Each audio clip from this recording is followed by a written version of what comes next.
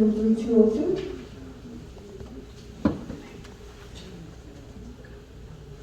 Người kế tiếp phát biểu có cái email là bạch x hay là h52@gmail.com. 4 số cuối của điện thoại là 3202. Biết không? 4 số cuối là 3202.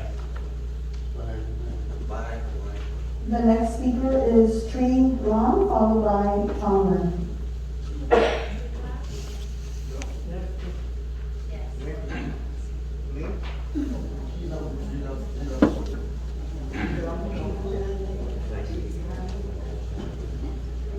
Người kế tiếp phát biểu là Trí Lâm.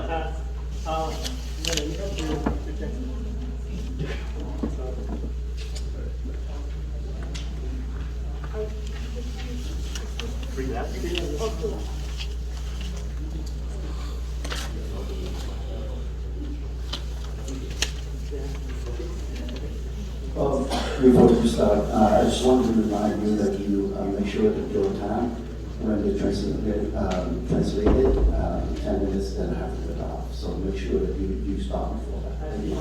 Thank you. Ông thị trưởng nói rằng tôi muốn nhắc nhở là còn thời giờ của bạn với lại người công việc là 50 phút sau đó việc. On the occasion of the meeting for Luna Media, I would like to wish all of you as well as your families và mong rằng sau cuộc họp này quý vị có thể rút ra ít nhiều của những ý kiến đóng góp của người dân Westminster để có thể thành lập hoặc để có thể build một cái thành phố Westminster vững mạnh hơn và tốt đẹp hơn. So I hope that after today's night meeting, you would learn from the comments of the residents here, so that you could, based on that, and build a more prosperous and better city. Tôi tên là Trí Long, tôi là cựu quân nhân của chiến tranh Iraq với hai thời của tổng thống Bush và tổng thống Obama. My name is Tree Lam. On both Iraq war under President Bush and then President Obama. Lý do mà tôi nói lý lịch của tôi tại đây là vì tôi cũng đã và quý vị cũng đang làm việc với một lá cờ của Mỹ, về lá cờ tự do của nước Mỹ. So the reason I brought up my military background was because I served under the American flag as well as what you are doing right now, serving under the American flag. Hôm nay tôi tới đây có một chút đóng góp là cho anh Nam Nguyễn là phó thị trưởng thành phố Washington. Here tonight I have some comments that I would like to make for Mr. Nam Quan, our city's vice mayor.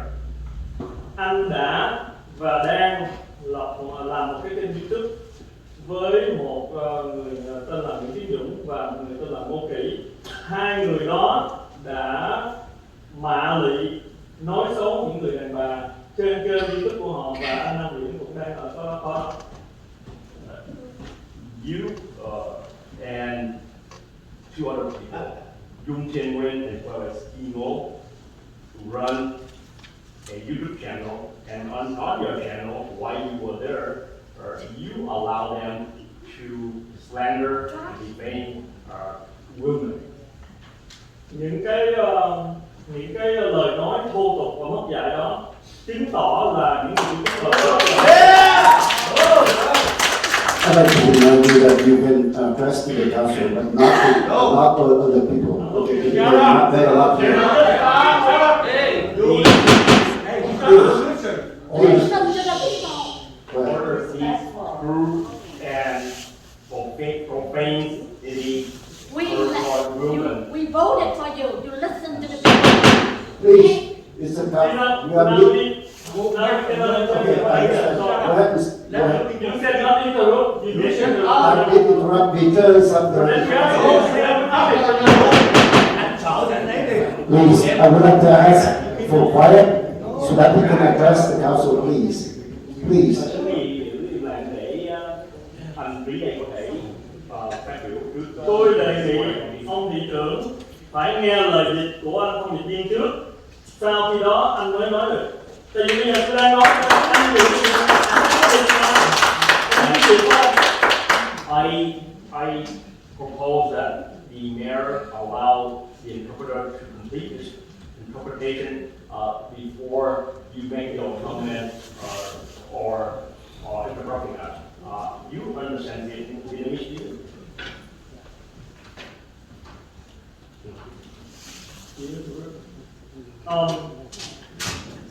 Và những cái lịch sử của anh ta thì quý vị cũng đã biết, chúng tôi đã gửi thư cho tất cả những nghị viên ở đây về lý lịch của anh Nam Quan, và hy vọng là ông luật sư sẽ kiểm tra lại những cái đó có chính thức hay không, thì tôi hy vọng là quý vị sẽ coi hồ sơ của anh ta lại.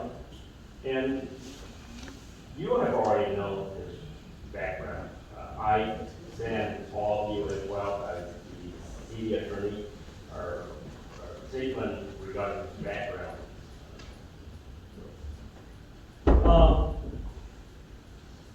Anh Nam Quan là người đại diện cho thành phố Westminster nói chung và cộng đồng Việt nói riêng. Mr. Nam Quan represent the city of Westminster and also the Vietnamese community. Tôi nghĩ ông thị trưởng nên phải xấu hổ vì có một thành viên như vậy, vì ông ta là người đại diện cho ông đi ra ngoài đường phố. I think Mr. Mayor should feel ashamed to have such a member, a council member, and a community member like that, representing the city and the community when he acts like that in public. Tại vì một thành viên của mình mà làm những việc xấu thì người chỉ huy phải có trách nhiệm. So when a member did something that's not proper, then his leader or the one in command should bear responsibility for being accountable.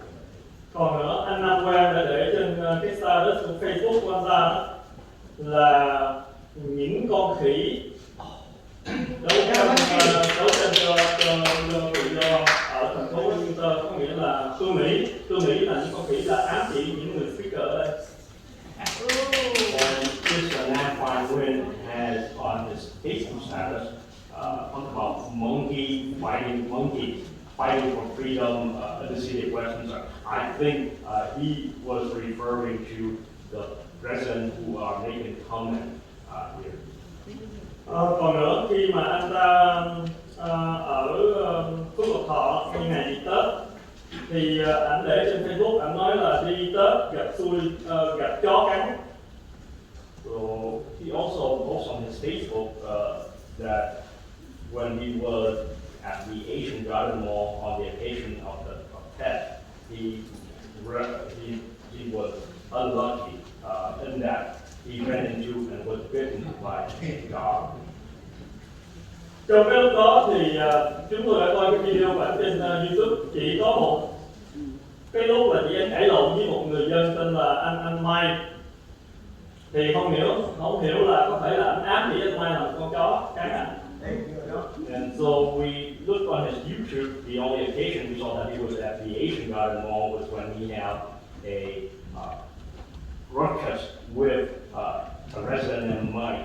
And so if he was talking about that, then he would be referring to our resident Mike as a dog.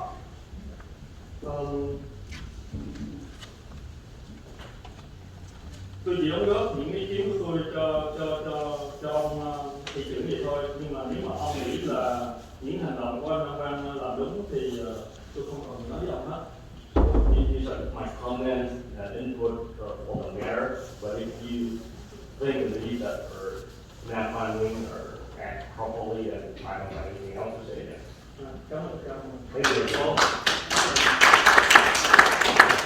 Madam City Clerk, before you proceed for the next speaker, I would like to remind each and every one of our speaker that you can address the council.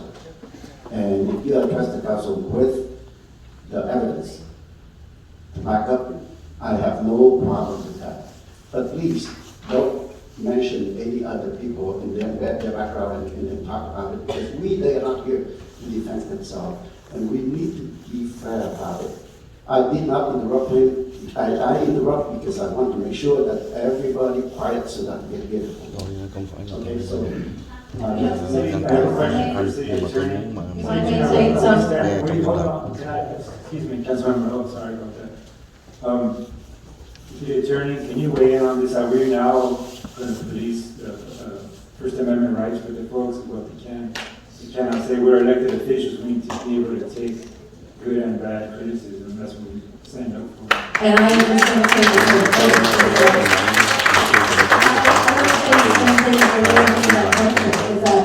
Since when do they, the speakers or the public, have to come up câu with nói evidence? của họ dù xấu hay tốt. You certainly don't, when you talk about people, you don't come up with evidence. And in this public forum, we have never done that. So let's not start something that is wrong. Start up something that is wrong. I disagree, and if the city attorney tells me that they can do that, I will make sure we look into this, and you're gonna see some consequences, because I can tell you that is wrong. Ý nói rằng là cái chuyện vừa rồi là rất là sai, chúng tôi sẽ So can you tell us? là This is the second time. I let it go the first sẽ cho time. phép là tôi sẽ điều But tra. today I hear it again. Now we have this new, is it rule? No, let me comment. Public criticism is expressly allowed of public officials. So we do not want to in any way interfere with that. People give the right to come and express their concerns, and that expressly includes criticism of the council and anything related to their fitness, to their duty to serve as council members. So those comments are allowed. We do not want to interfere with those. What I think the public needs to understand also though is tại vì anh trí tạ này anh quá ngu dốt, thành ra anh mới đưa ra một cái lời đề nghị như vậy.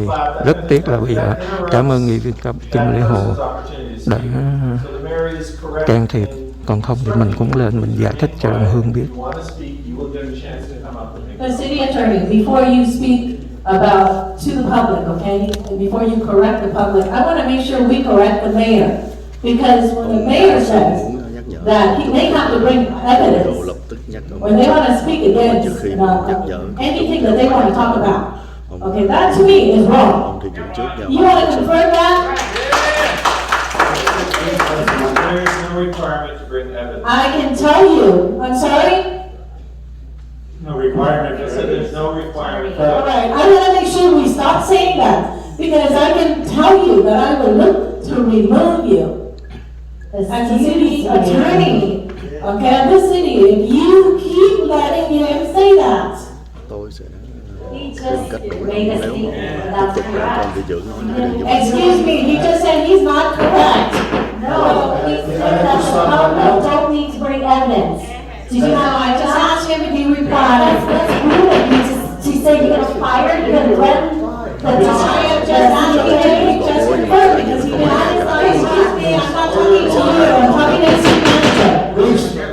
Okay, I will not fire a staff. Okay, I want to make sure, obviously, that's unacceptable, that's my fault.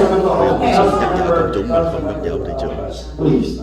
I want to make sure that we confirm today that no longer are we going to say that the public has to bring evidence. Tôi I want to confirm that. And I chắc said chắn very rằng là clearly, không có phải they do not have to bring evidence. All right, gọi là the những public, công you chúng heard phải that? mang theo You don't have to bring evidence. And don't interrupt, so the person can speak. như vậy. The interruption goes both ways. We as council members have to be respectful of the public. There's many times the public has their perception, and sometimes it's correct, sometimes it's not, but we here have to respect the First Amendment rights. This is America. Khi công chúng And we have to make sure that they have tôi ngồi trên đây respect from us, not interrupting. And another thing too is up here, we don't need to go back and forth between council members bickering over each other. We're setting a bad chúng ta không cần example thiết phải ngồi nói but this council các is, nghị viên like I said before, and I'm gonna say it again until you prove me wrong. It's Right. correct, because she should not be threatened. A city official. That's unacceptable. Councilmember, wait, Councilmember West, let me respond to this. Councilmember Mazel, I remember vividly that you told me last meeting that I understand if there is a personal attack, I need to jump in. Did you say that? I did exactly what it is today. So please, stop, there's no more of this, please, Translate by the translate mayor, excuse me. We need to stop it, where the discussion that's happening here, we need to get back to public We need comment. to get back to the Please call the next but I don't have the privilege. I'm trying to say You something. can do it later, but I right can now, have a say something, I earned the right to say something. please. I don't have the- bây giờ thì coi như là gần như When the translator nói translated chuyện what gọi the là You're speaker breaking said, the ground, and we're not supposed to người dialogue này nói back người and kia forth. nói when the translator translated, I didn't hear no public, no personal attack there. chính những So, nghị viên The next speaker is Nguyen Hung, đang followed vi phạm by cái điều Tong luật Lan. và bây giờ ông Nguyễn Phương Hùng lên phát biểu.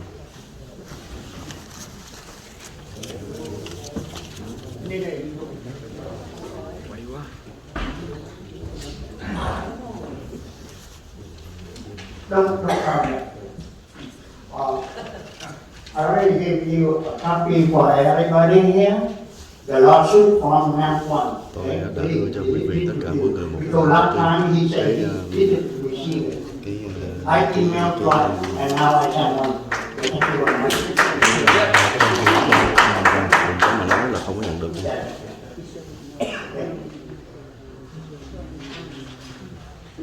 Ladies and gentlemen, Happy New Year everybody. Xin chúc mừng năm mới mọi người.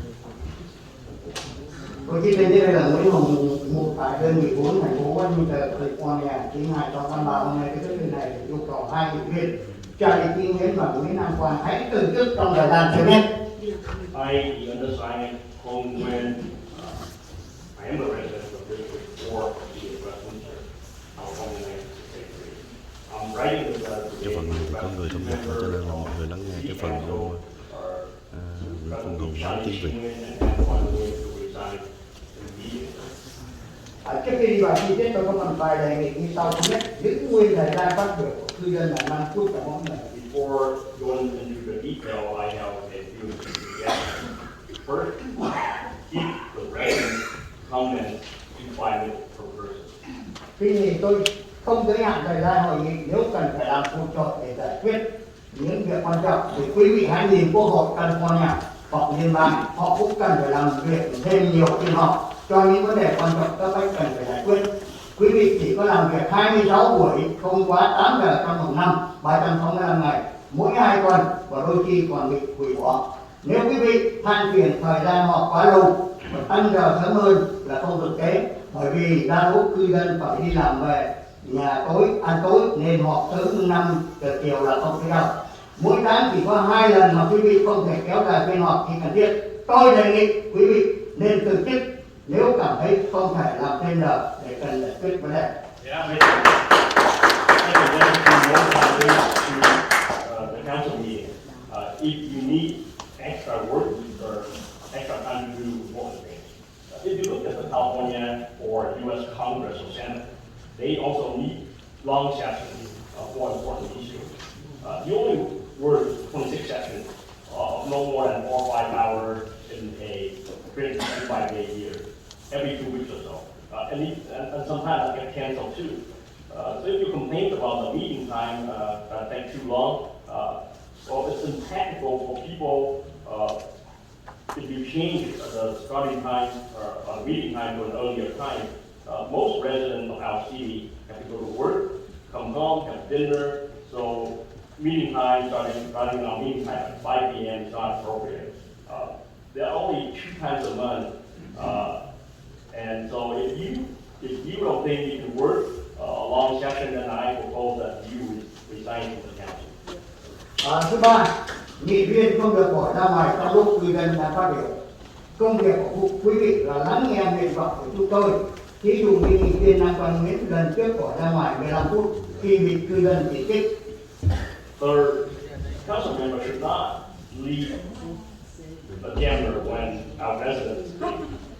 Your job is to listen up and Nam Quan Nguyễn, for example, left for 15 minutes in the last meeting when he criticized our president.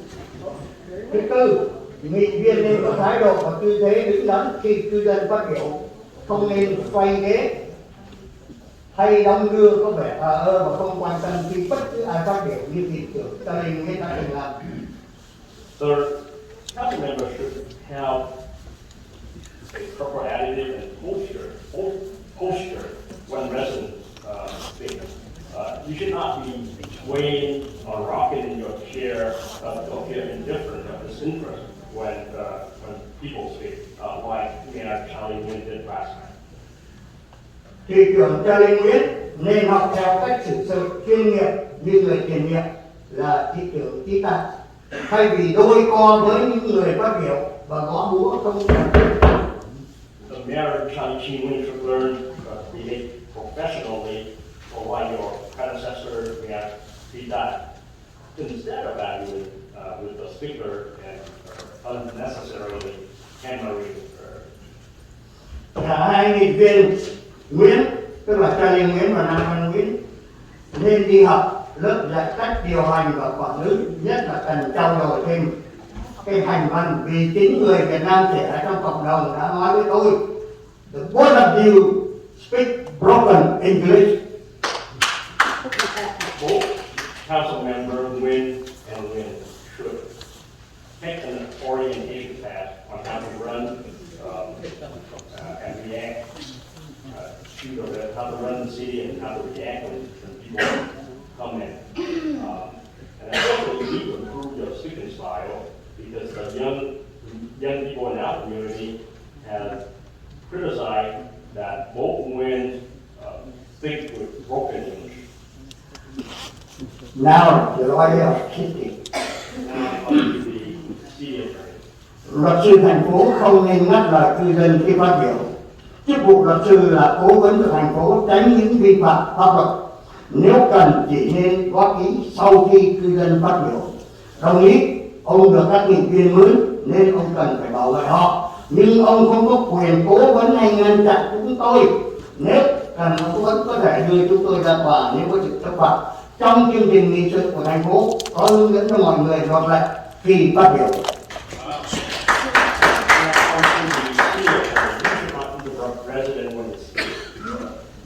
Your job is to advise the city council to avoid or violate the law. You are employed by the city council and you need to protect them, but you have no other power besides advice. So you should not stop us. And if you think that we did something wrong, you can take us to court or the city agenda already set out or provide guidelines for people to address the council properly. Về thị trưởng Charlie Nguyễn, ông là người nói láo. Lần trước ông trả lời cư dân Lâm Thạch, ông không nhận được bản án của tòa về phó thị trưởng Nam Quan Nguyễn.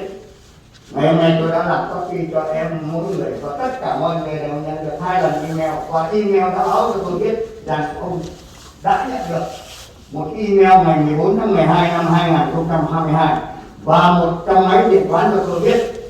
Ông cũng nhận được, tại sao ông lại nói là ông không nhận được? Ông là một người công giáo, you are Catholic, nhưng ông vi phạm điều răn thứ 8 ngày 12 tháng Giêng năm 2023. Tôi đã gửi lại một lần nữa.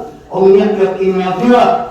Đừng nói láo là ông chưa nhận được, trừ khi ông không biết tiếng Anh. You speak, open your mind, open your eyes, Mayor. Listen to me. Đại diện ông bảo ai muốn biết bằng cấp của ông thì lên trường đại học Cambridge, và khi cảnh sát dừng ông là tội vi phạm như không. Police hỏi rằng bằng lái xe của ông bảo đi đây nhiều gì mà lấy. I show you. Here, here's my job. You say you work and not work? Okay. As the mayor, Nguyen, you are a liar when you answer our resident answer last time. You said that you did not receive the court judgment regarding the vice mayor, Nam Quan. I sent all members of the council. I sent that email on December 14th, and it was confirmed that everyone on the council got it. So why are you lying? You are a Catholic. When you wrote the 8th amendment, I sent that again on January 12, 2023. Did you receive it? Don't lie. Don't say that you did not receive it unless you cannot read English. And I assume your degree at Long Beach State. You told people who want to find out whether you have a degree or not at Long Beach State, they could go there. Well, when police stop you for a traffic violation, are you going to tell them, and after the driver license, are you going to tell them to go to the DMV and see if you have a driver license? This is not fraud, okay? I work in not fraud. Don't rely me. This is given at fraud. This is not fraud recommendation. This is PLW. You say you don't have it, how come I have it? Okay? Show me. I am police, I ask you. Driver license, you told me go to DMV, go to get it. You talk to the kid. I have more than what you know my time you are not I want to talk to. You come back right time. I talk about you. Good job. Did you recognize it? Say, look, say no. Look, say no. You want to read it? Time's up. The next speaker is Nam Quan.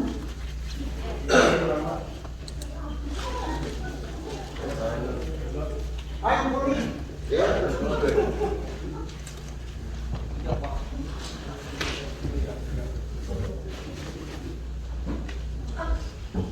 Trước hết rồi đấy, kính chào hội đồng thành phố Westminster đó. First of all, my sincere greeting to the City Council of the City of Westminster. Thế thì tôi xin cảm ơn ông Carlos và bà Kim Thị Hồ hôm nay dám nói tiếng coi như cho được sự công bằng cho người dân của chúng tôi. Thanks our council member Colin Manzo and Steve for bringing justice and fairness to the voice of our residents today. Tôi cũng muốn nói là tôi với ông luật sư. I would like to address our city attorney.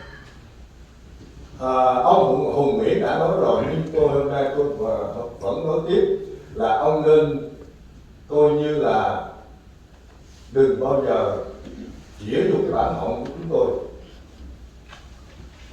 Even though Mr. Ong Nguyen has already said it, I'm going to say it again. I'm going to ask that you, the attorney, do not come in and interrupt us. Giờ đây tôi xin thưa Phó Thị trưởng Nam Quan Nguyễn.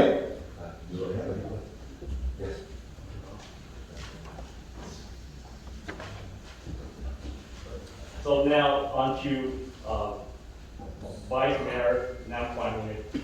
Đây là bản án tòa hình sự của tòa thượng thẩm Santa Ana về việc ông bị cách ly vợ con với tội trạng mang súng không giấy phép, đột nhập gia cư bất hợp pháp và bạo hành vợ cùng hai đứa con mà ông thị trưởng xã Ly Chí Nguyễn nói là đã không nhận được, nhưng hôm nay tôi hoàn toàn phản đối. So this is the judgment from the Orange County of the Santa Ana Superior Court regarding restraining order against you with respect to your wife and children for carrying possessing a firearm without a license, and also for trespassing harassing and violence for your wife and your 2 children. And these are documents or the judgment that Mayor Charlie Chi Nguyen claimed that he did not receive. I'm going to show that is wrong thing. Các ông thị trưởng Sở Lý Nguyễn Nam Quan và ông Nico Công Lê, tất nhiên là Lê Công Tâm, đã vu cáo báo Người Việt và nhà báo Đỗ Dũng chủ trương xuyên tạc thành phố Westminster vì danh dự của thành phố với tư cách cư dân. Tôi yêu cầu quý vị hãy truy tố báo Người Việt về tội có khuynh hướng xuyên tạc thành phố Westminster thân yêu của chúng tôi. Xem video clip www.youtube.com. Ông Nam Quan Nguyễn. Mayor Charlie Chi Nguyen and City Council Nam Quan Nguyen and Mr. Nick Watong or Lê Công Tâm slander Người Việt Daily News and their journalists, even though for restoring the cities of Westminster. Well, for the honor of this city and as a resident, I ask that you bring a lawsuit or you prosecute the newspaper for what you claim to be slandering my lovely city of Westminster. And please watch this YouTube video at youtube.com/. Ông Nam Quan Nguyễn là một YouTube và đã dùng chức năng này để xâm phạm đời tư và tấn công cư dân ngoài công cộng ngày 20 tháng 1 2023. Ông đã cùng với Nguyễn Tiến Dũng sách nhiễu cư dân bằng video quay sau lưng hai vợ chồng của ông Mai Trương từ trong Phước Lộc Thọ ra đến ngoài đường Bolsa. Mr. Nam Quan Nguyen, you are a YouTuber and you use that platform or forum to invade the privacy and attack the resident in public. On January the 20th, 2023, you and Yoon Tin Nguyen harassed our city residents. You filmed them from their back and harassed them. This couple, Mike, True, and his wife, you follow them from the Asian Garden Mall to Bolsa and you harass them by filming them from the back. Cùng với những lời ngôn ngữ tục tiểu cũng như vu khống họ trước mặt nhiều người đang đi chơi một chợ hoa Tết tại đây. Ông có biết ông đã lạm dụng chức vụ phó thị trưởng qua công việc YouTube không phải hành nghề báo chí và là một sự vi phạm đời sống riêng tư của cư dân. Đây là một sự gia chạm quyền lợi vì ông đã lạm dụng hay lẫn lộn giữa hai cái mũ ông đang đội YouTube hay là phó thị trưởng thành phố Westminster. You use obscene language or in front of a crowd. There were a lot of people at the pet flower market there. You abuse your position as vice mayor. Are you a vice mayor or are you a YouTuber? You are not acting as a journalist when you violate the privacy of our residents. And I think there's a conflict of interest here because you are wearing 2 different hats. Are you a YouTuber or are you a Westminster City Council member? Một phó thị trưởng không thể cãi nhau hay kéo theo thành viên và một băng đảng để nhục mạ người khác ngoài công cộng. Như vậy, tôi hỏi hội đồng thành phố và luật sư cũng như tổng quản trị, cái người Phạm Nam Quan Nguyễn này có xứng đáng là phó thị trưởng của quý vị hay không? Tôi đề nghị hãy từ chức tên Nguyễn Nam Quan này. Yeah.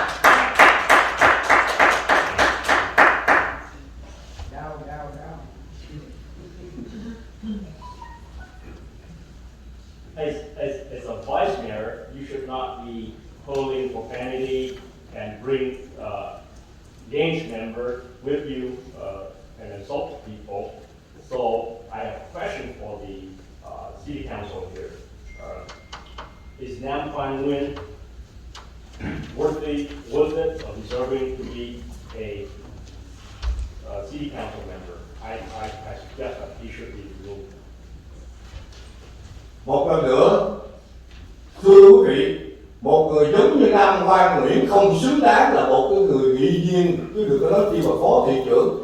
Tôi không biết cái bà em như Phan West gì đó, không biết bà có học cái phục phái toàn niên để mà vào làm nghị viên hay không. Mới vô tuyên thệ chưa đầy 10 phút để giới thiệu cái tên Nam Quan Nguyễn này vào làm phó thị trưởng.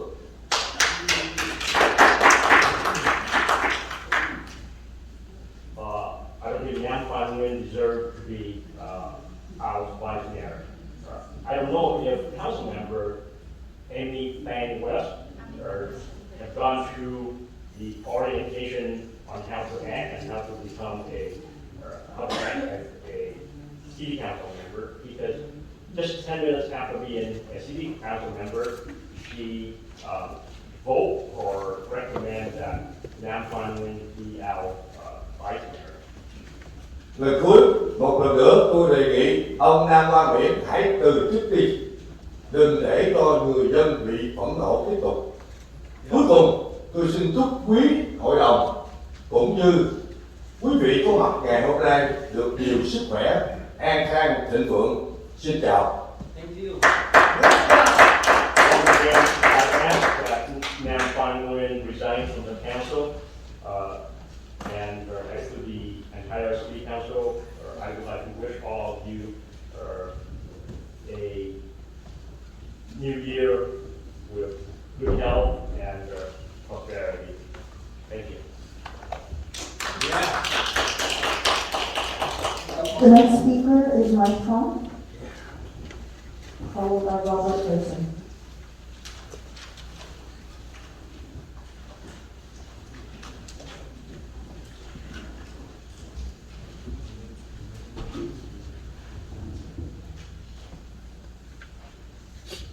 Một cái đủ không?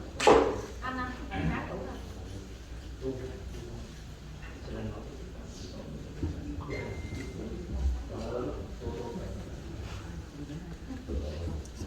Đầu tiên chào tất cả mọi người. First of all, good evening, everyone. Hôm nay tôi nói tiếng Việt I'm going to address the city council in Vietnamese bởi vì tôi muốn chắc chắn là anh Nam Quan hiểu những lời tôi nói. because I want to ensure that Mr. Nam Quan understands what I'm saying, understand everything I'm saying. Bởi vì tôi rất nghe người nói là từ trước anh Nam Quan không hiểu tôi nói gì. Because I have heard from many people saying that Mr. Nam Quan did not understand what I was saying last time. Hôm nay quý vị có thể thấy thêm là tại sao tôi đồ quá đẹp đúng không? So you might be surprised or wondering why I'm dressing so nicely tonight. Một người mà tôi nhất đó là anh Nam Quan. The person who understands me the most would be Mr. Nam Quan.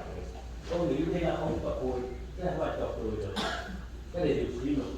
I don't think this is a joke. I think this is an insult. Lần trước chúng tôi lên đây, Nam Quan đã lên mạng và xưng danh là phó thị trưởng thành phố Westminster. The last time I was here, Nam Quan went on the internet and introduced himself as the vice mayor of the city of Westminster. Và cười đùa chúng tôi là phải ăn bận đầu vét với Nam Quan. And he laughed at us. He said that we should dress or wear a suit like himself. Tôi tôn trọng điều đó. I respected that. That's why tôiบอกvới And that's why I'm wearing a suit tonight.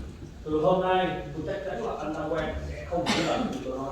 And so I think from this time on, or from this meeting on, Mr. Nam Quan will not have a problem understanding what I say. Tôi lên đây có một vài thứ để nói. Đầu tiên là tôi giống như mọi người ở đây đều yêu cầu anh Nam Quan từ trước càng sớm không. I am here, I have a few things to share, but the first thing I'd like to say, like many here, I want Mr. Nam Quan to resign as soon as possible. Thứ hai, tôi lên đây, tôi cho thành phố biết và thông báo thành phố biết là Nam Quan đang tấn công mã lệnh tôi với chức vụ là phó thị trưởng thành phố Westminster. Yeah, I'm here tonight because I want to give, but I want to let the city know, and I also want to give the city notice that Nam Quan Nguyen as a vice mayor, as a city vice mayor, is attacking and defaming me. Tôi là một thương gia, I am a business person. tôi đang thưa người partner của Nam Quan. I am suing Nam Quan Nguyen's media partner. Và cái kê đang là ở appeal, bên đó appeal. And that case is on appeal, or is being appealed by their side.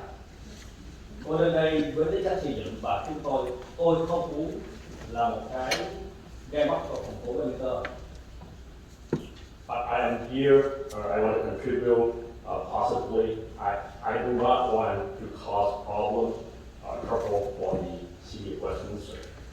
Là thành phố phải ra biện pháp hay là một cái gì đó để ngăn cản Nam Quan tiếp tục mà lại hủy bán gia đình chúng tôi với danh nghĩa là phó thị trưởng.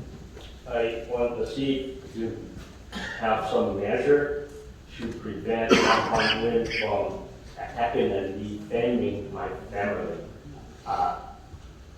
as the vice mayor of the city. Những gì đã xảy ra tôi có thể tha thứ nếu bắt ngày từ hôm nay mà Nam Quan còn tiếp tục mà liệt chúng tôi phải để tên thành phố Westminster với là người bị cáo. I can forgive and let go what had happened, but from tonight on, if Nam Quan Nguyen continue to attack and defame us in this position as the vice mayor, then Bỏ tên thành phố như thư viện. then I would name the city of Westminster as a defendant in my lawsuit. Điều tôi muốn làm. That's something that I do not want to do. Sau đây tôi sẽ đưa những vài bằng chứng. So I have some evidence I would like to present here. Mới ngày hôm qua, Just as recent as last night, Nam Quan tuyên bố tôi là phó thị trưởng thành phố Westminster. Nam Quan announced that he's the vice mayor of the city of Westminster. Trên cái channel của him mà bạn quảng cáo bán thuốc diệt tóc.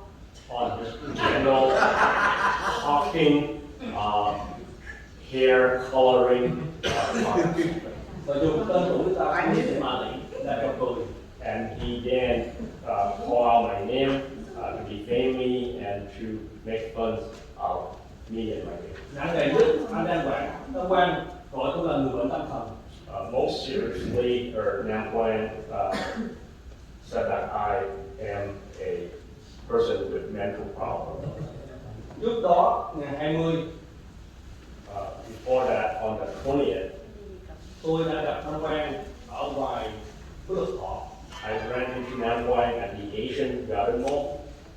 Nam Quan đã dở trò côn đồ. Nam Quan was acting as a thug. He put để cái phone gần mặt tôi lên vậy. He put his phone up close near my face like this. Quý vị nhớ hay từng chúc tôi ở đây với tinh thần rất là mạnh mẽ. You knew that I was here 2 weeks ago with a positive attitude, Strong and strong, loud voice. and I spoke in a loud voice. Nó biết là qua. Can you share with me? You have to show you share don't laugh at it, please. But please, he laughed. You run the show, can you correct me? He laughed at me like that. You see that? He's so happy. He didn't notice that. I saw. I cannot tell you laugh at it. Be sure, okay? Be sure.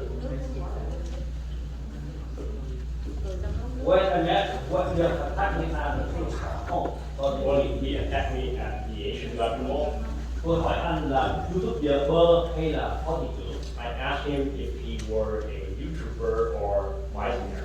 Câu trả lời của thành phố Vinh là His answer was oral communication. oral communication. Khi chỉ nghe thôi. He just whispered. Nhưng điều hèn hạ thay. But Hèn hạ. Sao đó?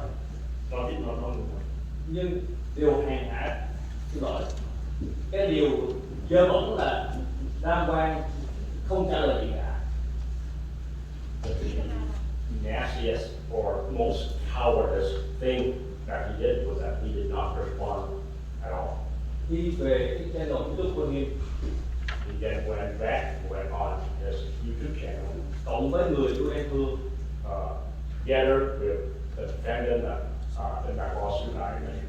ủy ban của thằng Đại And so two of them became với danh nghĩa là phó thị trưởng thành phố Westminster. and when he did that, he did it as the vice mayor of the city of Westminster. Lần trước tôi đây rất là lớn tiếng mạnh mẽ. So last time I was here, I spoke in a loud voice, I was strong, Nhưng hôm nay tôi không phòng nữa. but tonight I'm not like that. Bởi vì sau khi đọc cái án lệnh của Nam Quan, Because after I read the judgment against Nam Quan, ví dụ như khi Nam Quan sử dụng súng bất hợp pháp, for example, he used a gun or had a gun illegally. mua súng bất hợp pháp, He bought a gun illegally. người ta chỉ have a Mr. G had the evidence. và dùng súng để đe dọa vợ của Hiệp. And he used a gun to threaten his wife. Thì đơn giản nghĩ rằng Nam Quan đối xử với vợ như vậy thì đối với tôi sẽ khủng khiếp hơn. So if Nam Quan can do that to his wife, treat his wife like that, then to me, or he can do what he would be able to do to me. Nothing. Tôi tin rằng những người trong nhóm của Nam Quan trước sau sẽ có tôi. I believe that Nam Quan and his group, or the people in his group, who attacked me soon followed. Nên tôi bây giờ cũng phải đi với trận bạn tôi. So now I have a bodyguard to accompany me Hôm nay tại thành phố tonight. Time's up. The next speaker is Robert. Yeah.